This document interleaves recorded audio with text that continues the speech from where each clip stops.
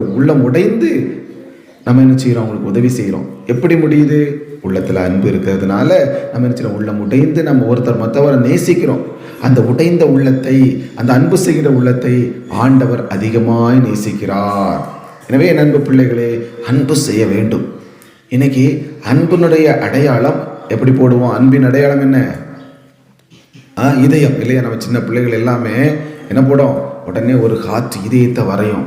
அப்படி தானே? எங்கே போனாலும் கள்ளியை பார்த்தாலும் செய்தான், செவரை பார்த்தாலும் செய்தான், கையில் என்ன கிடைச்சாலும் உடனே ஒரு இதயத்தை போட்டு சரி தானே.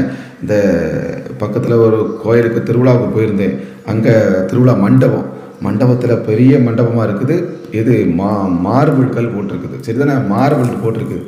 அதில் ஒருத்தன் பெருசாக கல்லை வச்சு இவ்வளோ பெரிய இருதயத்தை வரைஞ்சி போட்டிருக்கான். ஐயா, இவ்வளோ பெரிய இதயத்தை உட்காந்து, அதை யாரும் பார்க்கல போல, பார்க்காத ராத்திரி நேரம் பிடிச்சி வரைஞ்சிருப்பான் போல. உட்காந்து கல்லை வச்சு, ஏன்னா அவ்வளோ ஈஸியாக வரைய முடியாதுல, வரைஞ்சிருக்கேன். அப்போ இதயம் அன்பினுடைய அடையாளம். நான் சொல்கிறேன், நீங்கள் அன்பு இல்லாமல் இருக்கிறீங்கன்னு வச்சுங்க, உங்களுக்கு என்ன வியாதி வரும்? இதய நோய்கள் வருமா? நம்ம அன்பு செய்ய முடியாமல், நேசிக்க முடியாமல், ஒருத்தங்க மேலே வெறுப்பாட்டம், கசப்பாட்டம், சொந்தக்காரங்க அண்ணன் தம்பிக்கு மேலே கசப்பா அப்படியே இருந்தோன்னா அது நேராக எங்கே போய் பாதிக்குமா? இதயத்தை பாதிக்குமா? நம்ம எல்லாம் உடம்பு மற்றதெல்லாம் நல்லா சாப்பிடுவோம், நல்லா நடப்போம், இருப்போம். ஆனால் அந்த அன்பு செய்ய முடியாத ஒரு உள்ளம் வருகின்ற பொழுது அந்த இதயம் என்ன செய்கிறது?